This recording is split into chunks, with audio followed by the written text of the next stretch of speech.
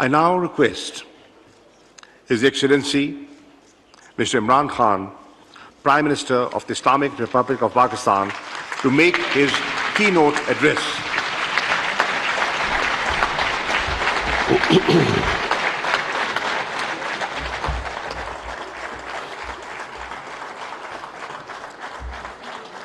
Bismillahirrahmanirrahim. Iyyaka na'budu wa iyyaka nasta'in. Secretary General OIC Hussain Brahim Taha, Foreign Minister, Kingdom of Saudi Arabia, Prince Faisal bin Farhan Al Saud, Honorable Foreign Minister of China, Wang Yi, Royal Highnesses, Honorable Foreign Ministers, Excellencies, ladies and gentlemen. First of all, let me welcome you with great joy and happiness on this 48th Foreign Ministers OIC meeting. And it's being held in Islamabad at a time when we are celebrating our 75th anniversary of our independence. So I want to warmly welcome you. I hope you have a great stay here. And from the people of Pakistan, they are overjoyed that all of you are here and on this special occasion. Today I want to especially congratulate our OIC members because of a landmark resolution passed in the United Nations declaring 15th March as a day to combat Islamophobia.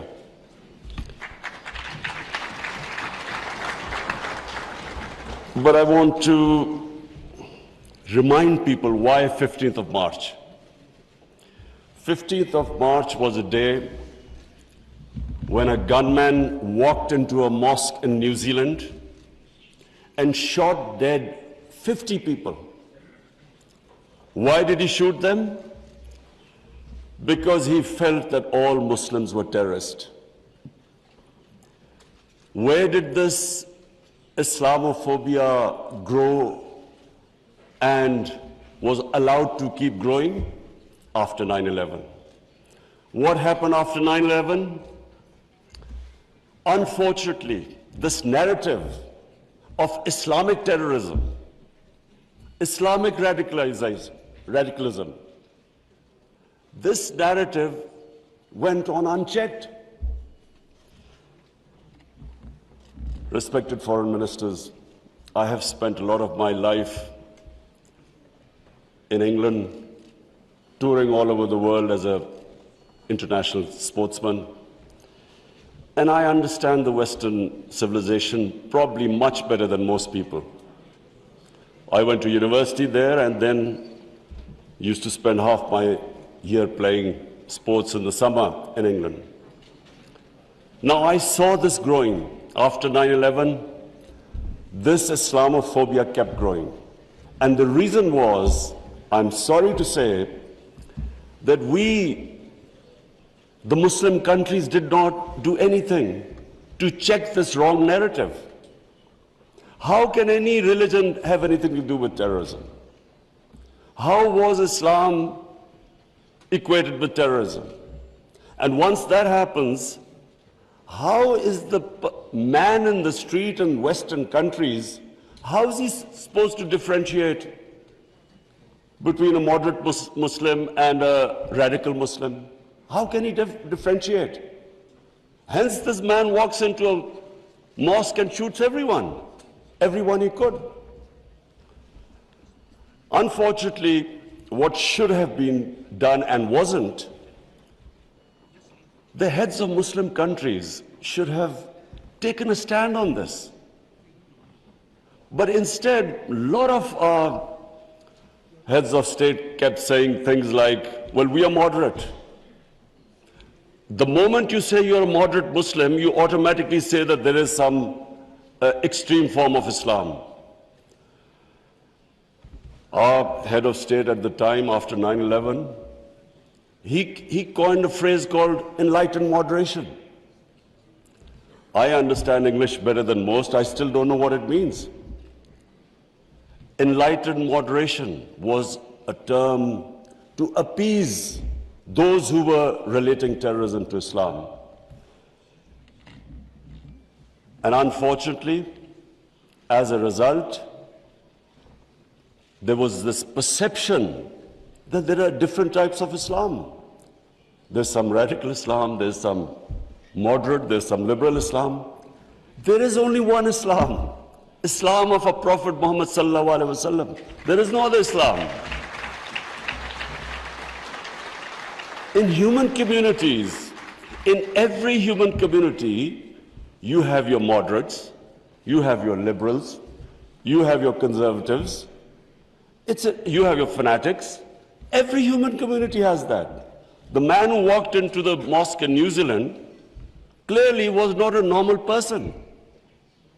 So, but why no other human community was branded with their religion? 1.5 billion people branded by these terms. And there always should be self-criticism, because that's how you improve. Unless you analyze your mistakes, you can't improve yourself. So that was the biggest mistake we made. We did not challenge this narrative. And guess who suffered? Muslims living in Western countries. They kept suffering. Because any incident would happen, any terrorist incident by a Muslim immediately meant that every Muslim became branded. When 9/11 happened, I still remember, people were petrified in Pakistan that I hope there was no Pakistani involved. How could how could whole community be responsible for some fanatical deed by some extremists? So therefore, this was it was one of the worst periods for Muslims living in non-Muslim countries. And then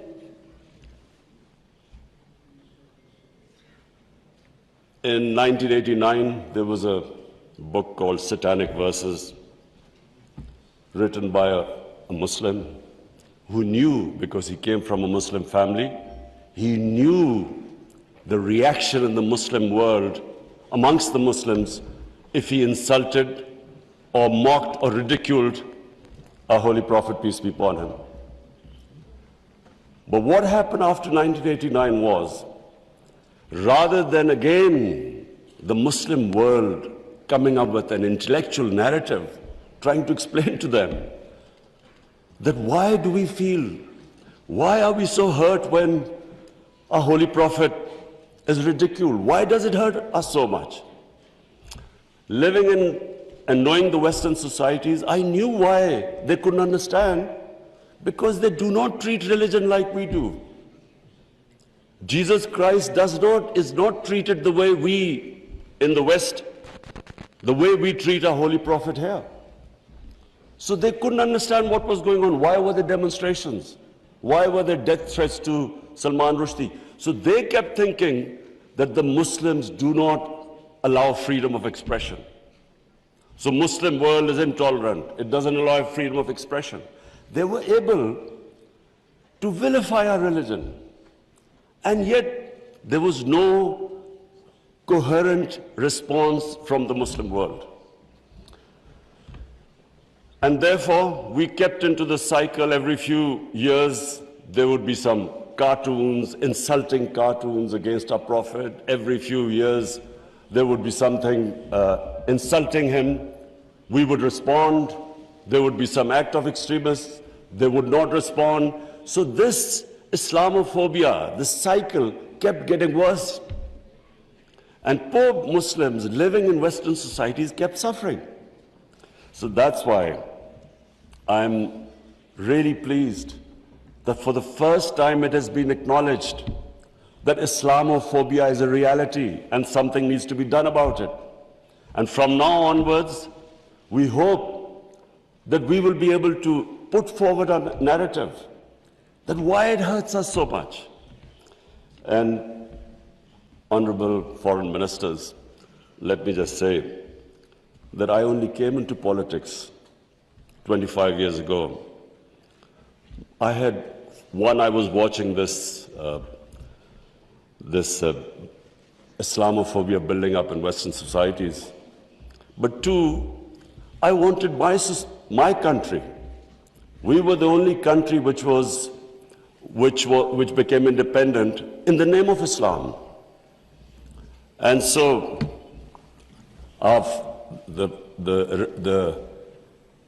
the objective resolution of our founding fathers was to make an Islamic welfare state based on the state of Medina. So I came into politics 25 years ago because that was my goal. And just in this August gathering, let me just say, in the history of mankind, there was never a more just and humane state. Unfortunately, our children don't know about it. Even we in Muslim countries don't know that the modern state our Prophet created. Forget about Western countries or non-Muslims. How would they know about it when we ourselves don't understand that he created a state which laid the foundation of one of the greatest civilizations in human history for the next few hundred years? And that foundation was laid in the state of Medina. So what was that foundation? This is again what most people don't understand. And I'm glad that Foreign Minister Wang Yi is here, because I want people to understand what was it that caused this great revolution, one of the greatest revolutions of all times. The state of Medina was one of the greatest revolutions. What was it? Number one, our Prophet was given the title in our holy book, the Quran, as Rahmatul lil Alameen, mercy for mankind, not mercy for Muslims. He came as a mercy for mankind. He came to unite mankind, not divide mankind.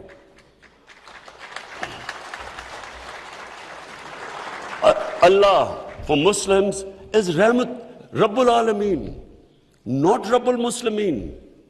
We do not understand, we Muslims don't understand the great mission our Prophet came in this world for, to unite humanity. The Charter of Medina was signed with Jews, with Christians, with Sabians, and with pagans. All became part of a human community. We don't even realize that in 10 years which the Prophet came to Medina and then he left this world, people think that it was, through conquests and through the sword. Hardly anyone knows that in these 10 years, there were only about 1,200 people who were killed in battles. In these 10 years, 1,200 people died and Islam spread all over Arabia. So it was a revolution of ideas. He created a new system. So the state of Medina, he created the best rule of law. The basis of a civilized society is rule of law. His saying that even if my daughter commits a crime, she will be punished. No one is above law. His saying that many nations before you have been destroyed, where the powerful crooks were exempted, were given immunity, and poor crooks were put into jail. If you look at the world right now, Excellencies, I can tell you, just look at all the poor countries. Look at the countries which have poverty. There will be one thing in common. They cannot catch the white-collar criminals. They only end up putting petty criminals in jail. This is the biggest problem which our Prophet, peace be upon him, predicted almost 1,500 years ago.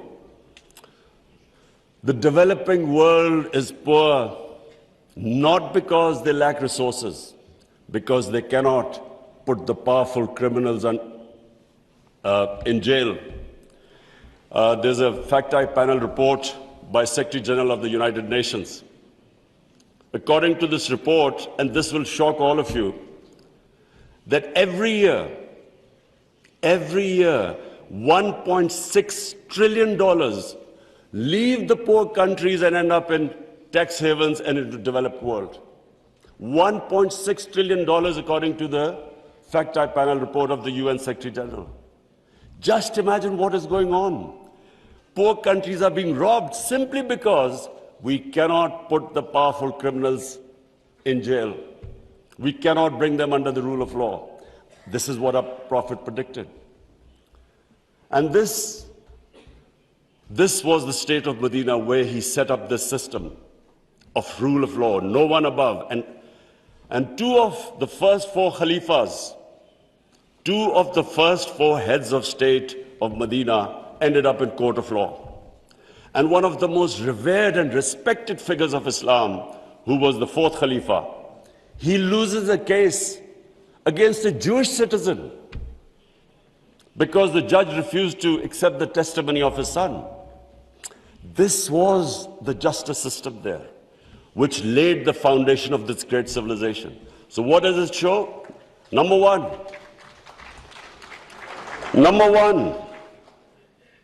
that minorities were equal citizens. They were equal citizens in front of law. There was no discrimination. Secondly, it shows that a common citizen could win a case against the head of state. No one was above law. This is 600 years before the Magna Carta was signed in England, which was the beginning of the democratic struggle of Britain. And it took them years before they could actually bring their head of state under the rule of law. This is what happened in the state of Medina. It was ahead of its time. And then it was the first welfare state in the history of mankind. Compassion, humanity. It was a state which took care of its weak, its orphans, its widows, its poor people.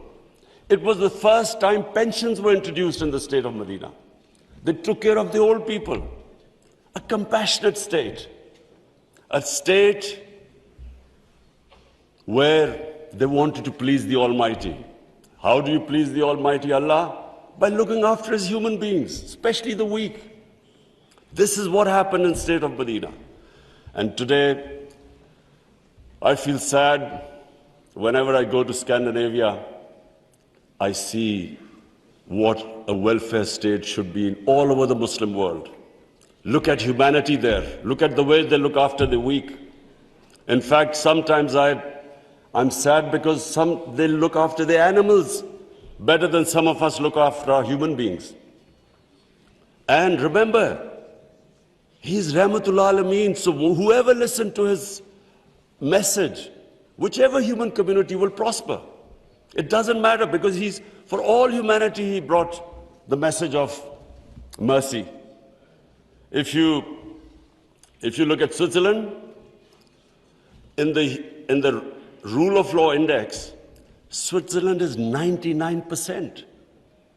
99%. So with hardly any resources, it is one of the most prosperous countries in the world.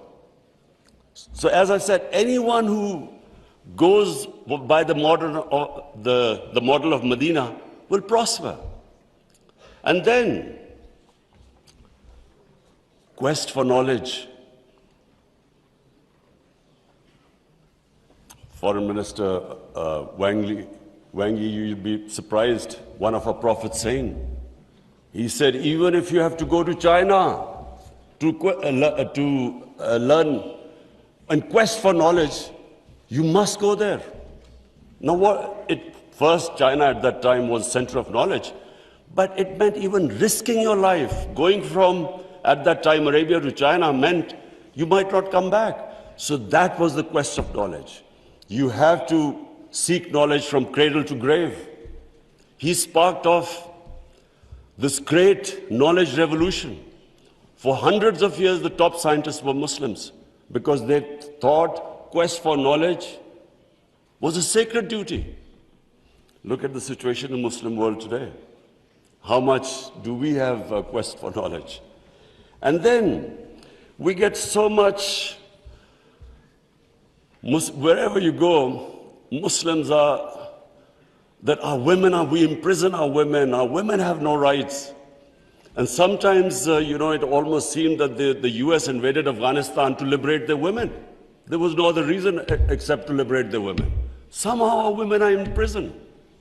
Let me just tell you that it was a revolutionary move by our Prophet that women were given inheritance rights. They were empowered.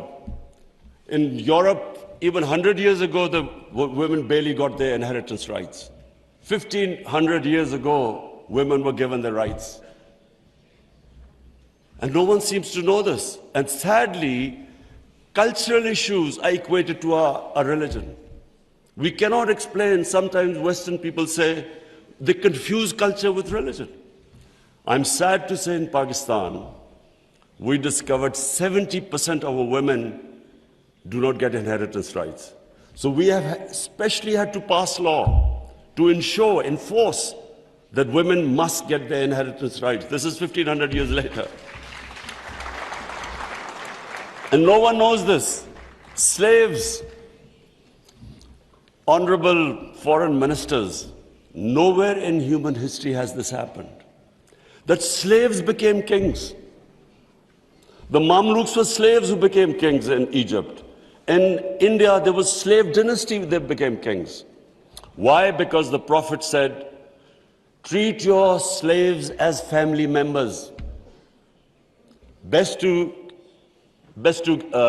free them, if not, treat them as equal family members.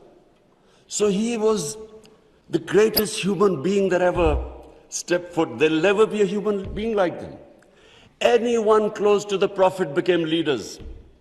If you read the book, The Arab Conquest, everyone became a leader, whoever was near the Prophet. And our generations don't understand that, and neither have we been able to explain to anyone else. Let's not confuse Muslim imperialism with the 10 years of Prophet in Medina. Let's not confuse that, because that was not what the Prophet preached, where the Muslims went all over the world conquering. It is not what the Prophets, the whole revolution was of ideas.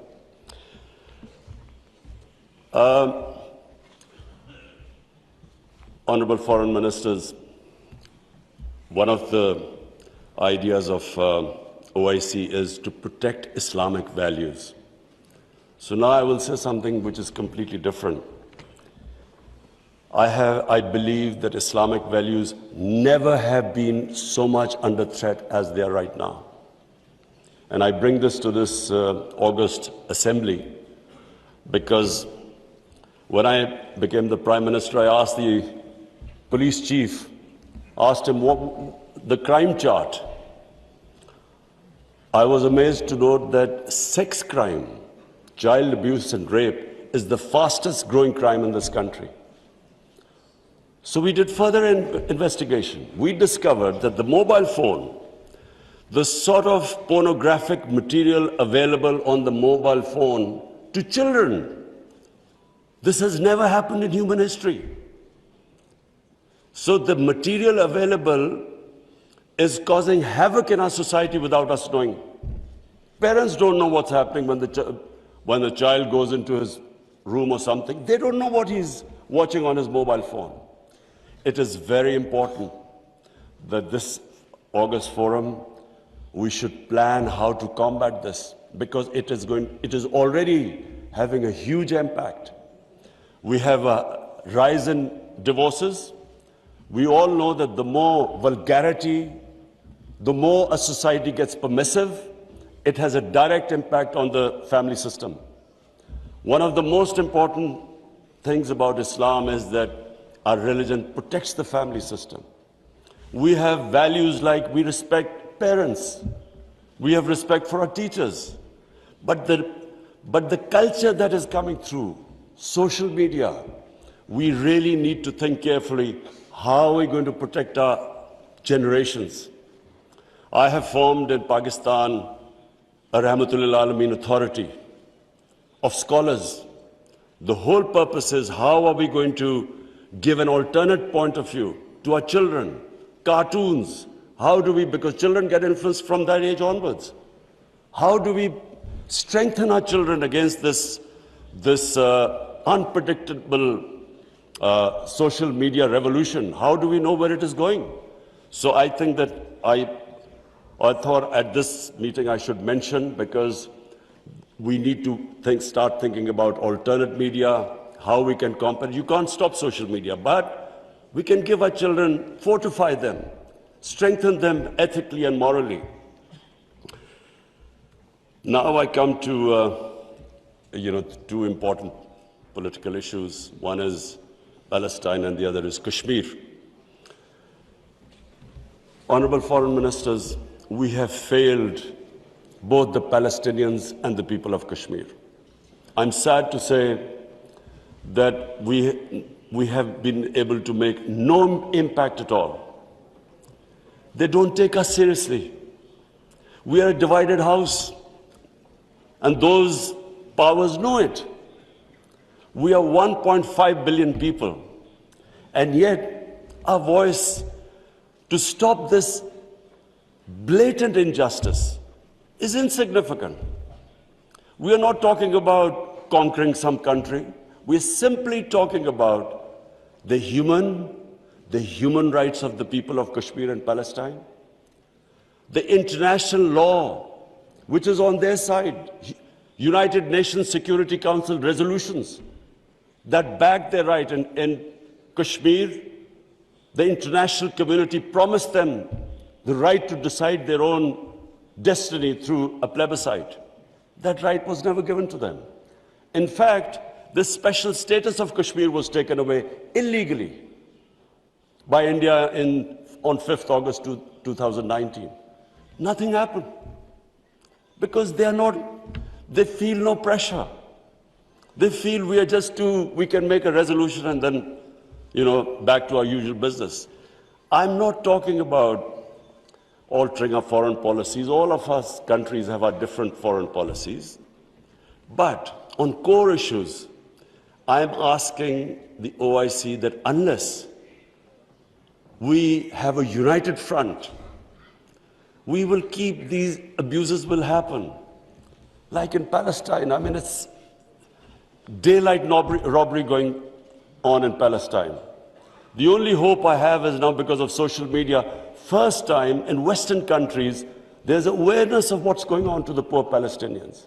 That is so far much more than the OIC. It's the mobile phone and the spread of information of the injustices being done to the Palestinians.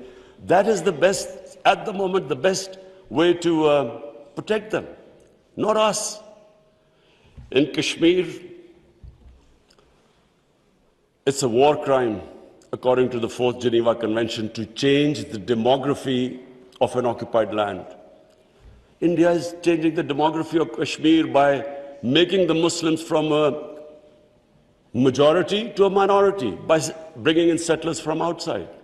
This is a war crime. Yet no one is pushed about it. Neither India is pushed nor Israel, because they think we are ineffective. So, Honorable Foreign Ministers, let me just say that the way the world is headed, I'm afraid it's headed the wrong way. There's a Cold War almost started. There is a chance of world being divided into blocks.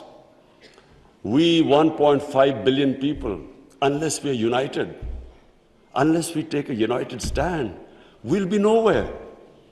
As what I'm scared to say where the future is headed right now. Before I come to Ukraine, I just want to talk about Afghanistan. It is extremely important that we stabilize Afghanistan. After 40 years, and no nation has suffered as the people of Afghanistan. 40 years of conflict. Finally, there is no conflict going on. The only danger now to Afghanistan is that through the sanctions and non-recognition, they might end up having a humanitarian crisis. Already the people are falling below the poverty line. Already there's a brain drain going on. So it's extremely important that we help the people of Afghanistan. And I say this because a stable Afghanistan is the only way, I repeat, it's the only way we are going to be able to stop international terrorism from Afghan soil. No other country is going to be able to do it. Let's not be delusional that some other country will come in and sort of through drones or something fight terrorism. It's not going to happen. The only hope is a stable Afghanistan government that can take care of international terrorism. I want to add a word of caution. Anyone who knows the Afghan character should be cautioned that please do not push the people of Afghanistan to do things where they feel that their sovereignty is being threatened. They are very proud, independent-minded people. They have always fought for their sovereignty for hundreds of years. They do not like the idea that someone is dictating to them. So I would caution that let's help them, let's encourage them, let's get them involved in the international community. And I believe that the people of Afghanistan are strong enough to evolve and go in the right direction. But please let's remember that the Afghan character does not like outside interference. And finally, I come to Ukraine. I'm, like I think everyone here and the rest of the world, we're all worried about what's going on there. May I suggest that the OIC, during its discussions, the foreign ministers, we should think about how we, represent 1.5 billion people, how we can mediate, how we can bring about a ceasefire, how we can try and put an end to the conflict. I'm going to meet His Excellency Wang Yi after this, and I want to discuss how maybe OIC, along with China, how we can all step in and try to stop this conflict, which is going to have, if it keeps going the way it is, it will have great consequences for the rest of the world. I have already, as the head of the government here, I can tell you that we are already suffering. Oil prices have gone up, gas prices have shot up, wheat prices have gone up because of this war. And if this keeps continuing, this is only going to get worse. So therefore, we should, all the countries which are non-partisan, we are in a special position to be able to influence this conflict. So as I said, I would want the foreign ministers, Shah Mahmood Qureshi, please discuss with the other foreign ministers, and I will discuss with His Excellency, the Chinese Foreign Minister, how we can all, as a bloc, OIC and China, how we can influence the events in Ukraine and stop this and have some ceasefire and resolve this conflict. Lastly, honorable foreign ministers, let me again say what a pleasure it was to welcome you to my beautiful country. I want to end by saying, again, I repeat, that the world is moving in a direction which is sadly worrisome for all of us. In bloc politics, in Cold War, and let's just 1.5 billion people, we keep underestimating the strength we have. Somehow we lack self-belief. As a sportsman, I can tell you that a team that has self-belief will defeat a team that is far more talented but doesn't have self-belief. We don't have self-belief. We somehow look to others to help us and get justice. But as where the world is headed, it is extremely important that we get united and on certain core issues take a stand. And let's not be dragged into this, into blocks, into the conflicts. We should stay as a bloc and show our power in bringing about peace rather than becoming part of some conflict. Thank you very much.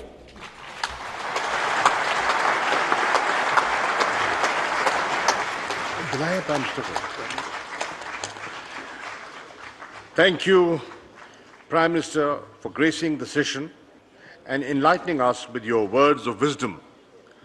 I'm confident that your thought-provoking address will guide the deliberations of this 48th session for the next 2 days. Excellencies, we take a break for lunch and prayers. Since the inaugural session took much more time than expected, we will now reconvene at